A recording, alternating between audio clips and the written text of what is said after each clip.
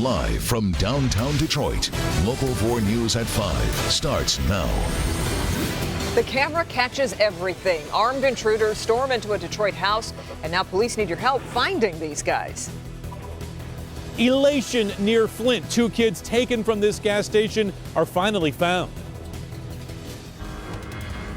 But we're going to begin here at 5 with breaking news. Terror in London.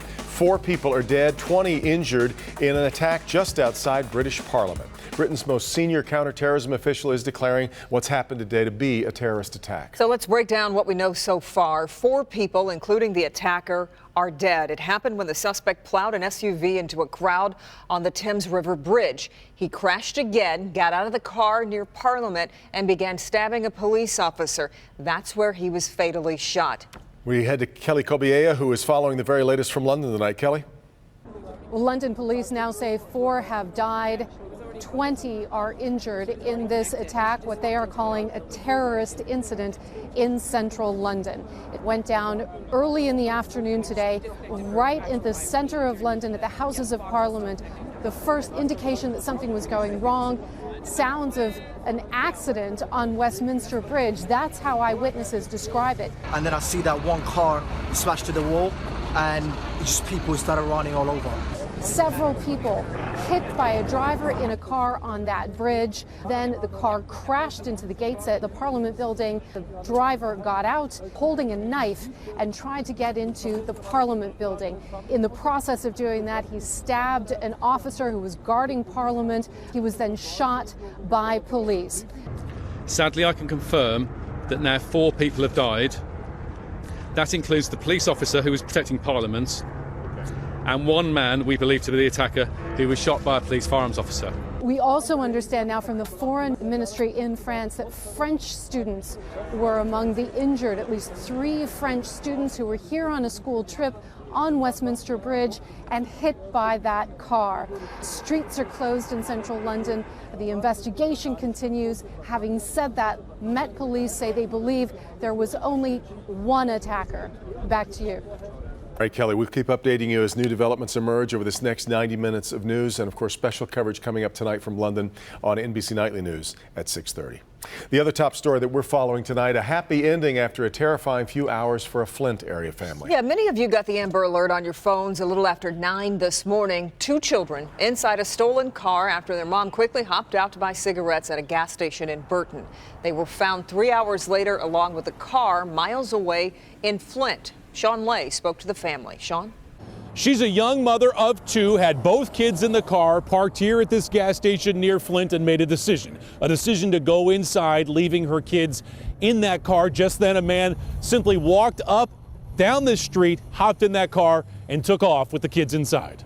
I ran in to get cigarettes of all things. It was a quick decision that had heartbreaking results. Caitlin Fletcher goes to buy cigarettes this morning, leaving her kids in her running car, and then watching as a man drives off with that car and her kids. Fletcher leaving her 2-year-old Ariana and 9-month-old Lincoln in the car for a moment, and in an instant, they were gone. We've all probably watched this story and went, wow, I've done something like that. So be cautious. A statewide Amber Alert was issued. A massive search unfolded in Genesee County. For hours, police were concerned that the driver would leave the area. That's why the statewide BOL went out immediately. That's why, even though it takes a little time to get an Amber Alert pushed out, that's why that went out statewide as well. So the fact that 4 from Detroit picked up on the story and obviously wanted to get the word out is certainly something that we appreciate up here in Genesee County. 3 hours later, that car was found abandoned, an officer finding both Ariana and Lincoln inside unharmed. Local 4 cameras were rolling as both children were then taken from the police department and finally headed home, safe, sound, and without a scratch. Katie made an instant mistake, but she's going to learn from it. Absolutely. That's the thing. She'll learn Take your babies in with you, even if you're only going to be there 2 minutes. Take your babies. She's an incredible mother. Families saying that Caitlin is a wonderful mother, something a lot of people, Kimberly, have been chiming in on social media today, saying that she left those kids in the car, and she said that prosecutors may end up charging her. It's in their hands right now, but so far no charges. As far as the person who hopped in the car and drove off, he's still out there tonight. Back to you. My goodness. Sean, well, did the mom have anything to say after the kids were found? What'd she say? before, right when the kids were missing, she told us everything, every move that she did. Afterwards, look, she got her kids back. She wasn't saying anything, much more of a private moment. She did ask police to convey a word of thank you to everyone who was out looking for her children. Well, I know she had to be relieved. Had to be a terrifying experience. Glad the kids are okay. That's right. Sean, thanks. Also a terrifying experience. 2 armed men storming into a West Side home, all caught on surveillance video. Karen Drew joins us, and Karen, the camera gets a real good look, crystal clear look at these guys. Sometimes you get those fuzzy images, not in this case. It is unbelievable the clarity that is caught on this video. These guys broke into a home on Vaughn Street near Evergreen earlier this month, but these 2 men never expected a camera would capture their every move. Take a close look, watch, as the 2 intruders force the 42-year-old man who lives there inside of his home at gunpoint. He is forced to sit in his living room with one of the gunmen standing over him. You can't see it in the video, but from there, the other intruder finds a woman in another room, forces her also in the living room, while the men ransack their home. Police say the 2 men got away with a large amount of cash before leaving. The good news, at least no one was hurt, but so terrifying. So here is another look of that. The 2 home invasion suspects walking into this home. Take a close look. This happened March 8th. It was around 9:30 in the evening. If you recognize these people, perhaps have any information, please call Detroit Police. I'm Karen Drew. Back to you. All right, Karen. Detroit police, meanwhile, are investigating after a homeowner shot a man who broke into her house. It all unfolded just before 7:30 this morning on West McNichols near Pontchartrain Boulevard. Police say a man went through a window to get into the home. The woman inside the home saw the intruder, grabbed her gun, and shot the man at least twice. The man's current condition is not known. The homeowner, we're told, is a CPL holder. Warren Mayor Jim Fouts has been hiding from the media for months now, but today, quite literally. Of course, Mayor Fouts, or someone who experts say is a dead ringer for his voice, is on tape making despicable comments about women, African Americans, people with mental disabilities. Let's bring in Jason Colthorpe at Warren City Hall with an encounter that was pretty strange, Jason. To say the least, Devin. And, you know, for a few fleeting moments here today at City Hall, it seemed like we would be able to ask those questions that, frankly, demand answers from this public official, like, what have you done to prove this is not your voice on these tapes, as he said he would do? Why hasn't he launched a full investigation into these tapes or filed any kind of a lawsuit against the person who made those recordings? Well, that didn't happen. Not one to miss an opportunity to try and get answers from Mayor Jim Fouts on the tape scandal. Local 4 showed up for a scheduled press event at City Hall to recognize 2 men with police civilian citations. As we waited, we could see the mayor peering out from the office at a newspaper reporter and me. And despite his office having invited the press, he clearly didn't seem comfortable with us being there. Hey, Mayor, how you doing? Personally, I have called and texted the mayor, as well as visited his house and office numerous times looking for comment on the tape scandal. Why are you here? Moments later, Public Service Director Richard Sabaugh gently inquires to what we might ask the mayor. I'm not going to ask questions about anything else. To see.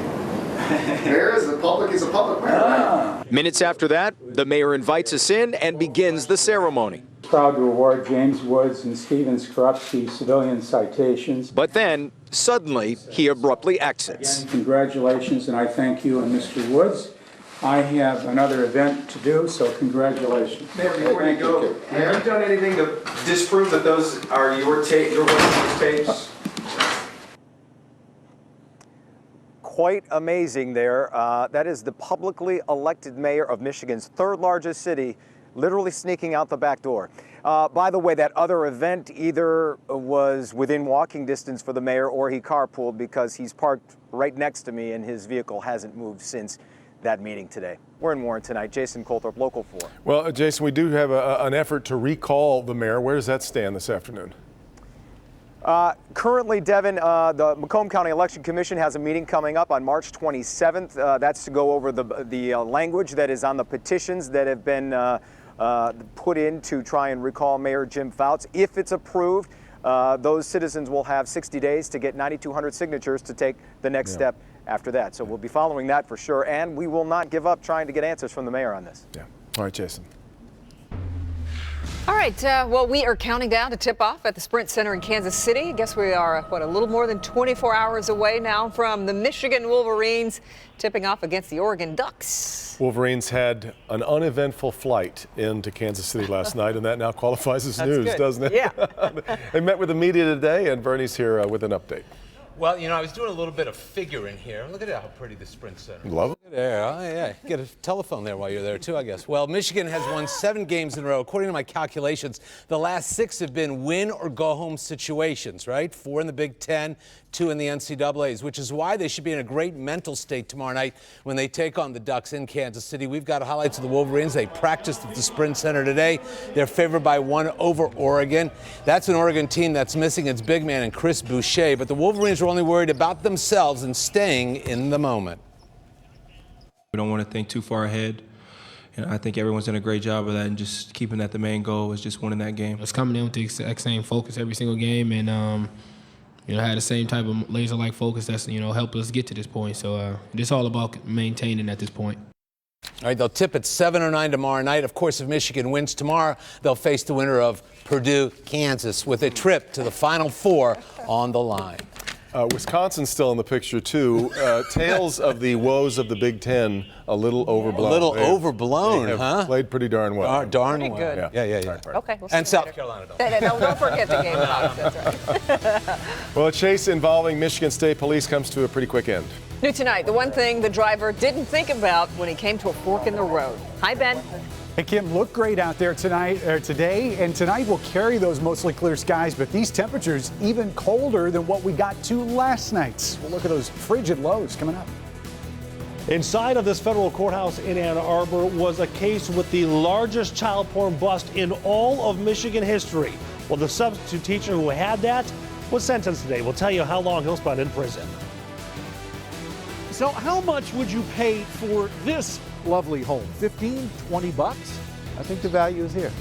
Well, you might choke on the asking price. It's in the 7 figures. What's going on here? Tonight on New at 6. Well, she thought she was falling for her dream man, but she was just falling for a scam. New at 6, the shocking amount of money a local woman lost to an online dating imposter. Also, the end of the Monica Conyers show at 9:10 a.m. radio. The station says they fired her. New at 6, the different story we're getting from Conyers' side. Well, as the saying goes in real estate, there are 3 things that matter: location, location, and location. And that couldn't be more true for this beat-up old house on Cass in Midtown. In 2002, it sold for $25,000 and suffered an electrical fire. Well, now it's on the market for a cool $5 million. And as it turns out, it's all because of who's moving in next door. Rod Maloney is live there tonight. And Rod, safe to call this the hottest property in town. You could say that. And Kimberly, if you've seen the movie Up, remember Carl Fredricksen and his house that is being built around all over with the big buildings? Well, think of that as you look at this, because this house is right next to the District, which is going in for the Red Wings and the Pistons. It is 4,700 square feet of pea soup green painted wood rot and sagging roof line. A caretaker lives here to protect against scrappers. Its owners, who bought the place long before the District was a gleam in the late Mike Ilitch's eye, clung to high hopes. And now the for sale sign comes with a very hefty asking price. Get this, $5 million. We're selling the lot and we're selling the location. Darren Johnson is the guy the owning family limited partnership hired to sell their now prized property. They figure a prospective buyer might build a nice 3-story restaurant, social club, anything the city zoning will allow you to do that will benefit the owners. For many years, property owners in the area heard the rumors about the District's plans. The Ilitch organization quietly bought up area lots to keep the asking prices low. But if these owners can sell at or near asking price, they'll profit handsomely through patience. Darren, the consummate salesman, tells us he is getting offers. And when the Pistons announced they were coming down, you know, that's more days that the arena is going to be open for business and people are just going to be flowing in the area. Yeah. So you're excited about what's happening in downtown Detroit? I'm very excited. I'm very excited. I'm thinking about moving downtown myself. And who could blame him? Now, let's talk investing here for a minute, okay? They bought this in 2002. So for the Up House, the return on investment, should they get $5 million, is almost 20,000%, all right? On an annualized basis, that's 42%. If you get 5, you're doing okay. So if they can get this, congratulations to them. Back to you. Well, I hope that, I mean, we'll see. Let's just say that. How might these prices, though, compare to other big cities? Rod, do you have those numbers? Yeah, we went and we looked, and believe it or not, this house, if they in fact sell it for $5 million, would be on a square foot basis less expensive, actually more expensive than you would see, say, in San Francisco. But it would be less expensive than something you would see in New York City by quite a bit. But San Francisco, can you believe it? Yeah. A downtown Detroit house? Unbelievable. And he was smiling from ear to ear. Just imagine if he gets that $5 million. My goodness. Rod, thank you. All right, a high-speed chase in Michigan's Upper Peninsula ends with a dramatic crash, all caught on camera. Yeah, dash cam video showing police in Marquette County pursuing a vehicle at a little more than 70 miles an hour going down the wrong lane. Suddenly, the vehicle goes through an intersection and then up a snowbank and lands in some trees. 22-year-old driver was not injured, but he is going to be charged with drunk driving and fleeing and eluding. Man, it looks nice out there, but it will fool you. And you promised us yesterday this is going to be the coldest one for a while here. Yes, although tonight will be colder than last night. But yeah, we're going to go sharply up once we head towards the upcoming weekend. We were living high on the hog there in February, and we thought if you thought March was going to be even better, obviously we had another thing coming, but we're almost done with a month, and we're sitting at 38 degrees in the afternoon. You can see we're not the only ones, though. This cold air has really carved out most of the really a quarter of the country. The axis of the colder air is out here, and this is starting to migrate. So even though we've got another cold night tonight, we will eventually see some warmer temperatures. In fact, by tomorrow, we'll do better than what we were doing today. Keep in mind, remember, February, the second warmest on record with that average temperature of 38. So far this month, March has an average temperature of 33.7, and this is really the only 6th time in history that March has been colder than February. Now, we have some time to make up, but we're not going to get to an average of 38, even if we close the month as we forecast with some warmer temperatures. But here comes some moisture. You can see it moving across parts of Minnesota and Iowa right now. That will eventually be rain for us, but it's not going to get here until Thursday night. So we've got some dry conditions with high pressure in control. That means a bright start tomorrow morning. Clouds on the increase as we get through the day, and then a warm front starts to lift. First, we'll get some showers overnight into Friday morning. Most of those should be gone by the commute on Friday. And this front, even though it will lift north through part of the area, is not going to get to everybody. So on Friday, we may see quite a difference in temperature between our north and south zones, with that front riding right in the middle. But that's also going to be the focal point for plenty of rain come the weekend. A lot of clouds around, and temperatures even cooler than what we're expecting on Friday as that low continues to move off to the east. As we head towards the upcoming weekend, that will be pulling that moisture back into southern Michigan, especially as we get into Sunday. So here's your 4-zone forecast. Lows tonight, we'll start with the warmest. Yes, this is the warmest. 15 to 18. That's what the thermometer is going to say tonight. Now, the good thing is we don't have the winds that we had to contend with last night. So those wind chills will look pretty similar to these lows. I don't know if that's any consolation or not. 14 to 17 in our south zone. West zone lows tonight anywhere between 13 and 15. And at least we're staying out of single digits. How about that? It's about all we can say for tonight. 13 to 15 there for lows as you look at the north zone by tomorrow morning. Now, highs will get to 42. That's still not average for this time of year. Average is 48, but look at the difference between Thursday and Friday. 20-degree swing there, and it's on the right direction. We're going up. 62 is where we're going to finish on Friday. And keep in mind, that shower is going to be early, so I think most of Friday is going to turn out to be quite nice before the weekend is pretty much going to be washed out. Yeah. All right. Pneumonia is a common and potentially deadly illness. I'm Dr. Frank McGeorge. Even though you might think of it as just one disease, I'll explain why it's really much more complicated. All right, Frank, but first, dozens of families left feeling like justice wasn't served. The major decision today in the meningitis outbreak that killed 19 people in Michigan. Why should you call? The co-founder of a pharmacy in Massachusetts was acquitted today of causing the deaths of 25 people. Instead, the jury found 50-year-old Barry Cadden guilty of racketeering, conspiracy, and fraud. Until now, Cadden had been accused of giving patients steroid injections that led to an outbreak of fungal meningitis and other infections. 64 people were killed. 700 others were sickened across 20 states, and that, of course, included Michigan, which was among the states that was hardest hit. Governor Snyder addressing a controversial moment. Last week, President Trump invited Snyder into a photo op saying, and this was the quote, "Sure, the governor can come in. Even though he didn't support me, he can get in." You may recall the president was visiting the American Center for Mobility in Ypsilanti. We caught up with the governor today and asked him what he thought of that unusual moment. Probably quite a few people that were on that list along with me. So I view it as, again, he's president, I'm governor. I want to have a good relationship because as our citizens don't want to see issues between different levels of government. They want to see better services out of all of us. And you know me, relentless positive action. I'm going to try to work hard to be good partners with everybody that I can. Governor made those remarks at an event where the House Republican Affordable Care Act repeal plan was being discussed, and we will have the latest on the health care battle and where it stands at 5:30. New at 5:30. No one wants to talk about it, but planning for your golden years can be confusing and complicated. That's where Help Me Hank comes in. How your parents could interfere with your financial plan if you don't include them. The Republicans' health care bill is slated to go for a vote tomorrow, but doesn't have the numbers to pass. A Monroe School substitute teacher was found with 3 million pieces of child porn, and he admitted to that and abusing children. How long the judge said he should spend in prison because of it. It's live from downtown Detroit. Local 4 News at 5:30 starts now.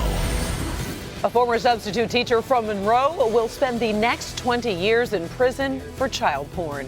State investigators say he had the largest stash of child pornography they've ever seen. From a 54-year-old David William Huntley, who took a plea deal to having the child porn, but as Nick Monticelli reports tonight, he also confessed to much more. Good evening. Our cameras are not allowed inside of this federal courthouse in Ann Arbor, so we can't show you exactly what happened, but there was a disagreement about the sentencing. The defense wanted it to be only 5 years. The federal prosecutors wanted it to be 20, and the judge sided with them. Did you touch any kids in the classroom? Never. The last time we saw David William Huntley was back in March of 2015 when he was being charged with possession of child pornography. Huntley was a former substitute teacher in the Monroe School District, but as you've heard, he denies touching any of the students inappropriately, which could still be the case. But after being sentenced in this federal court, he'll spend the next 20 years in prison, pleading guilty to possessing that child porn. Investigators found 3 million pictures and videos, the largest bust in Michigan history. Today, he told the judge, "I'm sorry that I acquired the child porn over the internet. I did not want to harm anyone. I am sorry that I have harmed unknowingly those that are involved in this, and I ask for your consideration." This case, though, is about more than just possessing child porn. Federal prosecutors say Huntley has admitted to having sexual contact with children spanning 20 years, including fondling a 4-year-old boy, a 10-year-old girl, and slipping a sleeping aid to a 12-year-old girl. On top of the 20 years in federal prison, he'll also be on probation for 10 years when he gets out. He'll have to register as a sex offender, and he cannot frequent places where children are, like schools, playgrounds, and toy stores. His mother wrote a letter to the judge explaining what she believes is mental illness with her son. I'd rather not say anything. But outside of court, she did not want to elaborate, only saying this when asked what's next. Trust God. In Ann Arbor, Nick Monticelli, Local 4. All right, Nick, Huntley also has to pay $10,000 in restitution, and he cannot have any contact with minors without adults present who are aware of his background. Well, for the first time, Michigan State University admitting that Dr. Larry Nasser did commit sexual abuse while employed by the university as a physician. In a report that was released late Tuesday, Michigan State said after an investigation, it has found Dr. Nasser sexually assaulted a teen gymnast. It happened back in 2000 while Nasser was treating the teen for back pain. The victim in the report is among the 78 women suing Nasser in a federal lawsuit. The search continues this hour for a teacher who kidnapped a student in Tennessee. 15-year-old Elizabeth Thomas was kidnapped on March 13th by her teacher, Tad Cummings. Since then, local and federal officers have been searching for Thomas, who they believe was kidnapped for a secret marriage. Days before the kidnapping, police found Cummings had searched teenage marriage online. Today, Thomas's sister said she knew this might happen. She looked at me and said, "Hey, I'm going to be back by 6. If I'm not back by 6, call the police." Officials say they've received a surprisingly small number of tips since Thomas's disappearance, but continue to pursue all leads. As promised, President Trump met today with the Congressional Black Caucus, but the big question still hanging is the bill to overhaul health care going to fly or will it die? Republicans' Obamacare replacement bill set to come up for a House vote tomorrow, and not all Republicans are on board. Could be enough to sink the bill. Blaine Alexander has the latest tonight from Washington. Blaine? Well, Devin, right now for Republicans, this is a numbers game. So now the question, do they have the numbers they need to pass this bill? Thank you very much. For the president and his party, time is winding down. Big vote tomorrow. And stakes are going up. GOP leaders scrambling to get votes to pass their Obamacare replacement bill. Today, the White House on double duty. The president meeting with Republican lawmakers and women in health care. And the vice president meeting with members of the Freedom Caucus, some of the most vocal conservative holdouts. What does it say if the president can't get this done? Oh, I think we'll get it done. The question is when we get it done. The House leadership has to acknowledge they don't have the votes and bring the vote down. White House officials insist their efforts are working. They've been flooding the Hill. They've been on the phone and having meetings with them. There's been a series of members up here all day. I think the trajectory is going very well for us. On the House floor. It's a bad deal for working men and women across our country. And outside the Capitol, Democrats defended Obamacare. Protect our care. 7 years after President Obama signed the reforms into law, former Vice President Joe Biden fighting its replacement. I ain't going anywhere. This is not going to pass. Now the focus over the next 24 hours, changing a handful of Republican minds. Now keep in mind the House Speaker can delay tomorrow's vote if it looks like they don't have enough support to pass the bill. In Washington, Blaine Alexander, Local 4. All right, Blaine, and ahead here at 6, we will hear from Governor Snyder on why he's been urging members of Congress to vote no on the Trump health care bill. Well, Supreme Court nominee Neil Gorsuch facing another long day of questions from the Senate Judiciary Committee. The appeals court judge testified for almost 12 hours on Tuesday and returned for another round of queries this morning. Gorsuch repeated concerns he expressed last night. Senator, I spoke of when anyone, which would include President Trump. Anyone. Okay. Criticizes the honesty, the integrity, the decency of federal judges and what they do, or attacks their motives. I find that disheartening and demoralizing. Meantime, he again refused to get pinned down on specifics regarding cases and issues that may come before the court, which frustrated some Democrats. A short-term agreement ensures Detroit's 4 municipal golf courses will operate next month. The Detroit City Council's unanimous support with a 1-year deal with Robert James Golf comes after members turned down the contract last week. Council members weren't pleased with that deal, arguing that it wouldn't allow for improvements to the sites. But on Tuesday, the council agreed. They didn't want to scrap the agreement at the expense of Detroit golfers. Now to good health. Pneumonia, a frequent diagnosis actually, but it can be deadly, especially for the elderly. And even though we might refer to pneumonia as though it was a disease, one disease, it's really more complicated. Dr. Frank McGeorge is here to explain exactly what we all need to know. Well, Karen and Devin, here's the thing. When I tell someone they have pneumonia, that's pretty much as vague as pointing to a crowded expressway and saying, car. Just like cars come in different makes and models, pneumonia has many different causes and severities. That means the difference between a smooth ride or a dangerous one. Here's some questions I'm frequently asked. What exactly is pneumonia? Well, pneumonia means areas of the lung have become inflamed because of an infection, usually causing pus and fluid to collect. That causes the hallmark symptoms of coughing, difficulty breathing, pain, and fever. Pneumonia doesn't have to affect both lungs or even the entire lung on one side. What are the commonest causes of pneumonia? Well, both viruses and bacteria can infect the lung and cause pneumonia, but other organisms can be responsible too, like fungi. In terms of the most common serious cause, bacterial infections really top the list.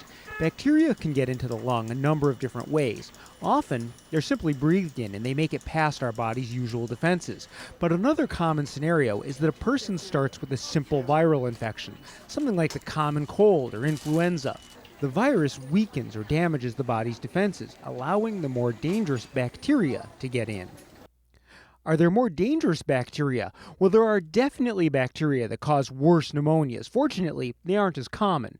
Practically speaking, we often don't identify the specific bacteria causing a person's pneumonia. When we believe it's bacterial, we start antibiotics to treat the most common or likely bacteria. If the infection doesn't respond, that's when we look deeper.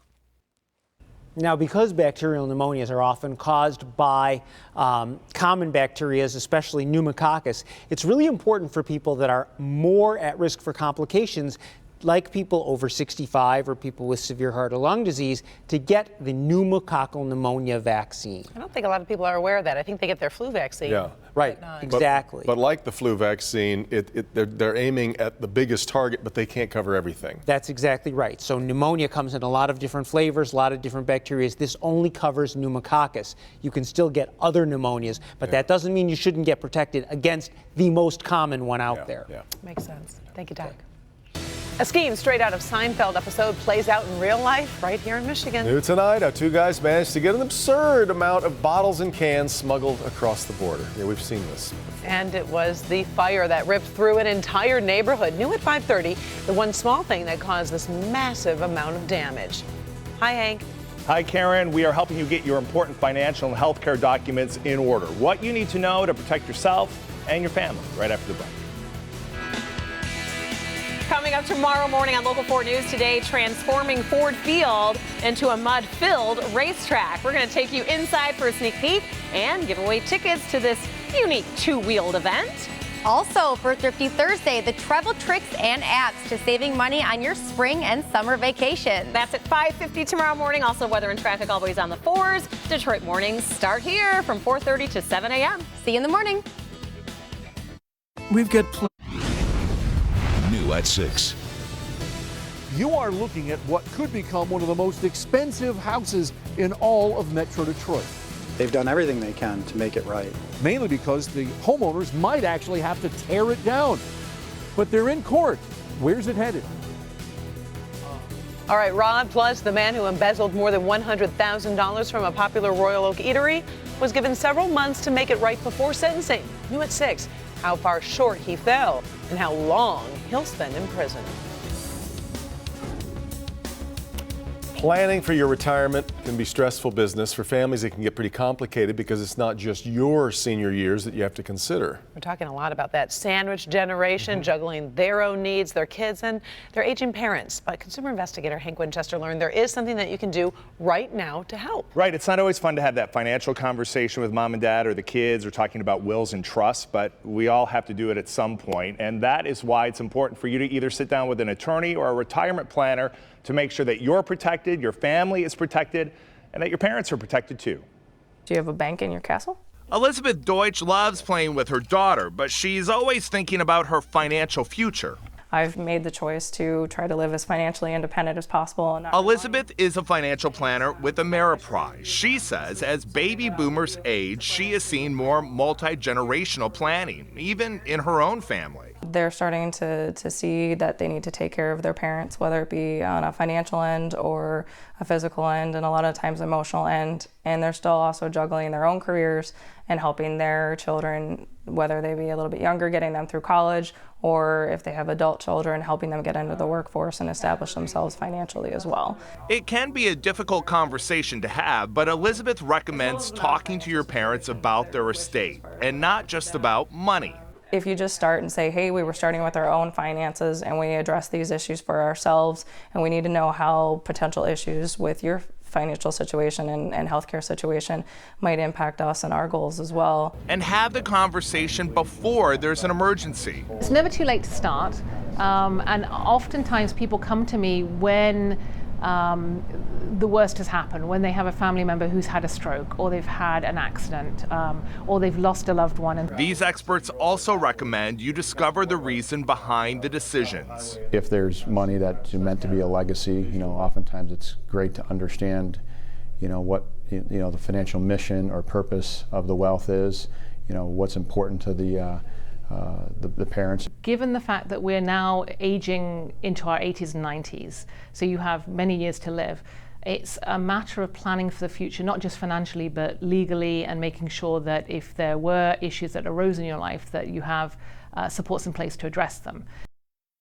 All right, so here's what I do, and I learned this lesson from my dear old dad. After he passed away, we found all of his documents, important documents, in one container, and it was labeled, "If I'm dead, look here." Now, I do the same exact thing. And in fact, I remember a few years ago, Karen, when I showed this to you, I remember. She thought I was crazy. But there are a lot of different containers and things in your house, and you want to make it very clear. You do, and you want to make it easy for the person because they're already stressed. They don't need to be looking through things. So it doesn't kind or of I could just cute. put lots of cash right here. And we were also just talking about the new things that you have to think about with this. Well, like passwords. and websites and things that people need to check, not just the paperwork. Right, There's and more to you it maybe now. don't want to hide them all just within your iPhone, especially if you're the only one with the code. So yes, put it all in one container. Everybody with a going to do little this? label. It looks great. I'm in the process of doing that, It actually. looks foolproof. Oh, yeah. No one's going to get there. No one will ever look in there. This also goes into a fireproof container with a lock. So I'm thinking. Oh, well, here you are. Thank Now you've goodness. upgraded. That's a little better. Right. And then he's taking the Fancy key hand. with him. But other than that, Gonna swallow. Yeah, the dog has the key.